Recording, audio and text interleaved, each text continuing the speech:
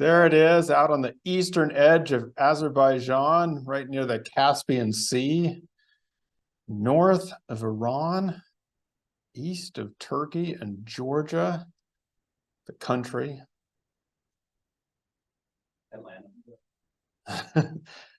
Yeah, I think we can still get there. Looks like you can. That TripAdvisor page looked pretty current, I think. So, yes. Like an airline that goes there, like how do you get there? How do you get there? I am pretty sure you can get there from, you probably get there, I'm sure you can get there, you know, here's some European countries and you just fly over here like that. I don't think you, I think they used to fly over here like this, but they can't anymore because of, you can't fly over Ukraine. So, but I think you can still get there. Maybe not directly from here, but I think so. You just have to get there. All right. So we start with a dog. Liz, you almost have to go. So tell us about this dog.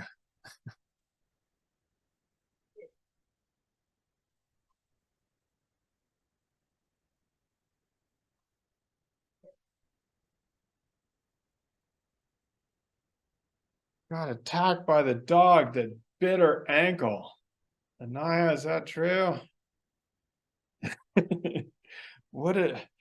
I was kind of surprised at how much you didn't talk.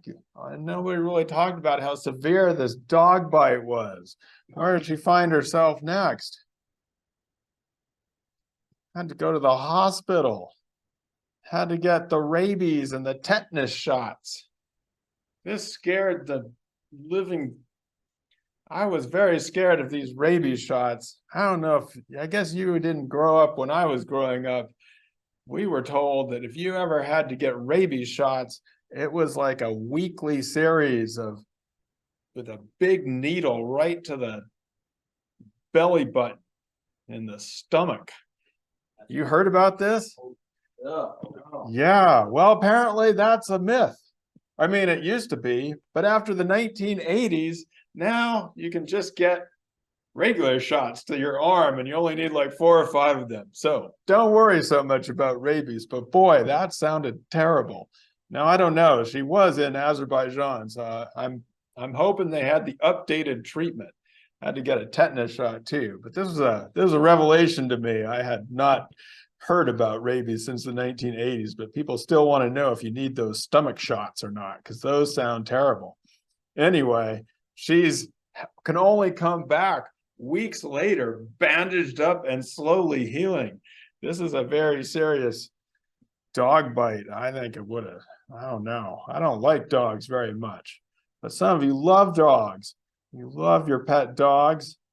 And she talks to us about, she cites a person, an author named Donna Haraway, who kind of appears and reappears through this book, kind of weaves threads throughout the book. I haven't really talked about Haraway's work, but Haraway was kind of an early multi-species person and wrote, I think she wrote, the book she's citing is different than the one that's pictured here, but this book is called When Species Meet. Look at that nice dog with the hand and the paw. Isn't that beautiful? Your dogs, you love them. Right, Anna? What does she have to say about Haraway?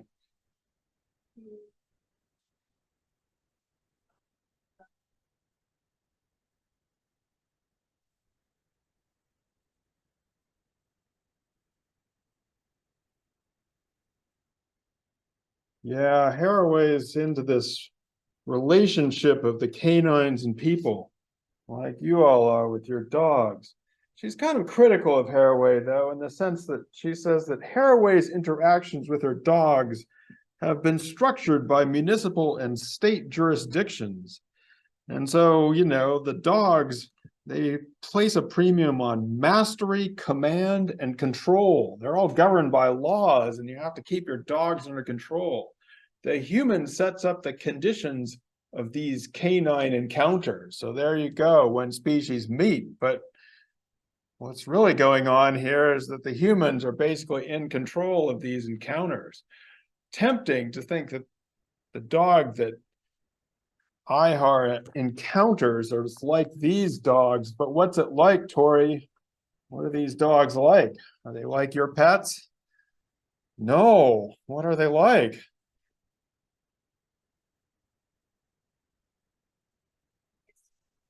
Like wolves, that sort of stuff. Wild dogs that just roam like any other animal. They are not your pets. They remain ungoverned, she says back on page 209. And then you had a great quote from page 218, which talks about these dogs. They didn't need to be honorary humans.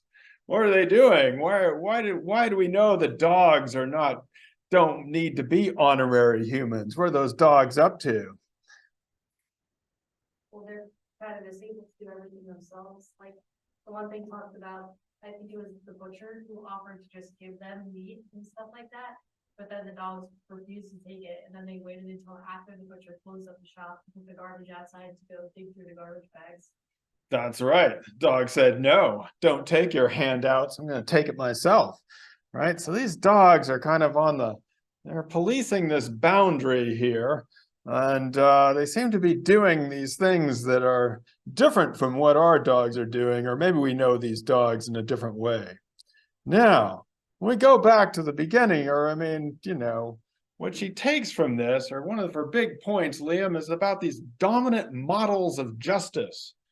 What do you get out of these dominant models of justice? They're not very helpful. They're not very helpful. A lot of the justice that, I don't know, we would see for getting bit by a dog is putting the dog down, and that's not justice. Or it's not a human problem.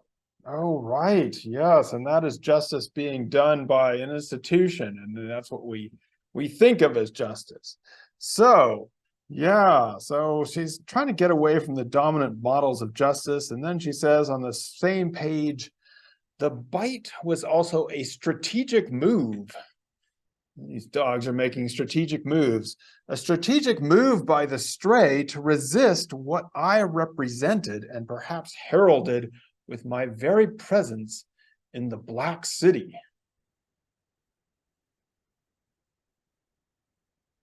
Resist what I represented and perhaps heralded with my very presence in the Black City. So I think what she's saying is here she comes in as the anthropologist, but her very presence is what is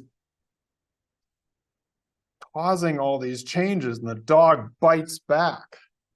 Of course, this brings up a big question, which people also ask. What city is known as the Black City?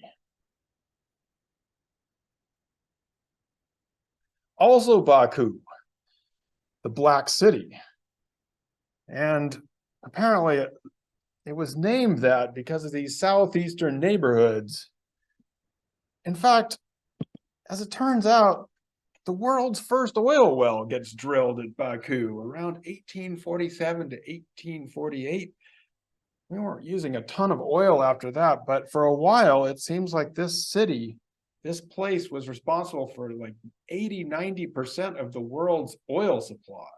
So they had all these refineries, and people back then, it was like everything was actually black from the oil smoke and on the buildings, and they were just going wild with the oil. And so it became known as the Black City, which is pretty intense. Now, as I just showed you, if you go to Google and Google White City, you can find BakuWhiteCity.com with its own little notion where you can go to this place where investments have never been so advantaged, where cities have never been growing so quickly, I would say. Right, Mickey? What are they doing there? I believe it was like giving certain species able to live on, so they really nurtured those species for living in those environments. There they go. Look at that.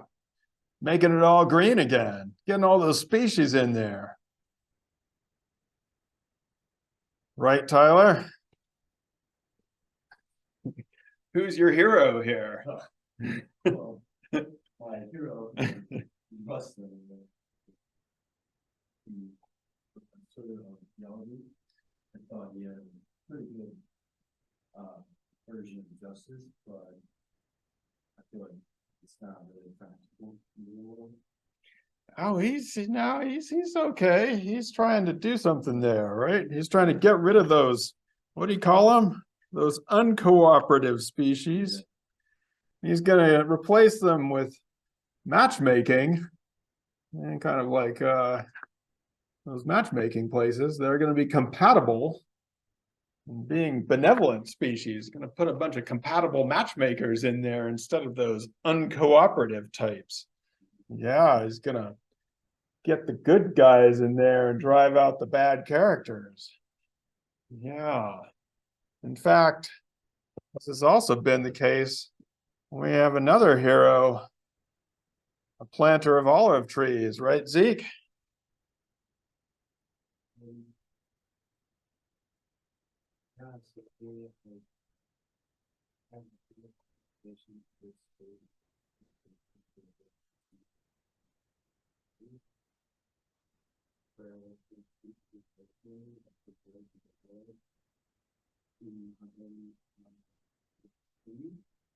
There you go, a poet. Who said it wasn't good to be a poet? You can be a poet and get 650,000 trees planted on your day. In one day, 650,000 olive trees. Now, on the face of it, we should love these guys. These guys are the heroes of the White City, bringing in their benevolent species, planting olive trees, getting it all greened up, getting rid of that Black City oil and all the yuck of that, and bringing in the investment and the tourists and all the good folks. But I guess I would urge you to read the underside of all these things. As she puts it, these olive trees were brought in from outside, and they were twice as expensive as despite they have local varieties that would cost half as much. But they brought these in from elsewhere, and then you need to bring in other people just to make sure they can adapt to the climate. This is on page 214. Specialists were needed to ensure proper adaptation to the local climate. The olive tree now joins the cypresses, palms, bay trees, poplars, hydrangeas, as well as white lilacs of Baku, removed from their life worlds and incorporated into systems of knowledge and capital production. So a lot of these things are basically things that have been brought in from elsewhere and are displacing other species in the name of making it all beautiful again, making it into the White City, getting away from the Black City. Now, yes, no. Hannah is steadying herself. Huh? Okay. So we then turn to the Nobel. Well, she says that it echoes the efforts of the Nobel Brothers. They're talked about by two people who are not here. And basically, these Nobel Brothers became some of the richest people in the world of their time because they were exploiting the oil from Baku. And they wanted to bring in some of their Scandinavian workers to work there after outmaneuvering Rockefeller, getting the oil supply. So they got really rich, but the Scandinavian workers didn't want to live in the Black City with all the soot and grime and stuff. So they imported all these, they used their wealth in order to just reform this one area of the city and make it into this huge park. Nobel Brothers. These guys sound familiar? A little bit. Why? The Nobel Peace Prize, which we mostly associate with Alfred Nobel, who was the creator of dynamite, right? So, we mostly associate with that, but apparently his other brothers were part of these guys. And part of the money he used for the Nobel Peace Prize, I think he owned about 20% of the shares of this oil company. So there you go. So you go and you extract a bunch of oil and you do all this stuff and then you smooth it all over by being a nice guy and inventing a prize. So what she's trying to say is point out some of the ironies or the difficulties or the ways in which we should, be careful of some of these crazy projects that impose their visions upon people who are trying to live different kinds of lives with their independent dogs. I think it's well illustrated by the Camel Thorn story, going back to Tori and the Camel Thorn. What the heck is a Camel Thorn, Tori? Camel Thorn is the really huge bushes that they had. It said that the one guy removed it and it was 3 meters, so like 9 feet of a root system. And then it said that lots of times that the people will come by to give the documentation saying that people have to move, and then they just can't even get to the house because the camel thorn is in their way. The camel thorn is in their way. I couldn't even find any pictures of camel thorn.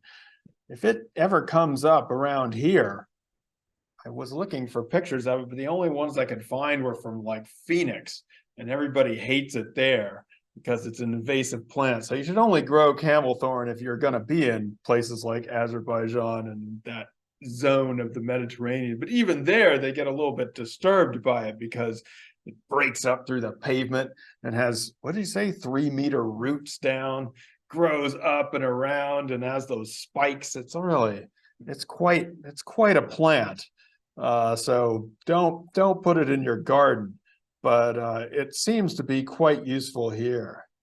And so as she says at the end, the weeds of the Black City foster a freedom that can only be found through remaining on the margins, outside of the scope of the state and all those bureaucratic plans to put in all those olive trees and all that good stuff. So yeah, I agree, this is a pretty intense, it's an intense piece of writing, which celebrates or at least draws our attention to some things that we may not have realized otherwise.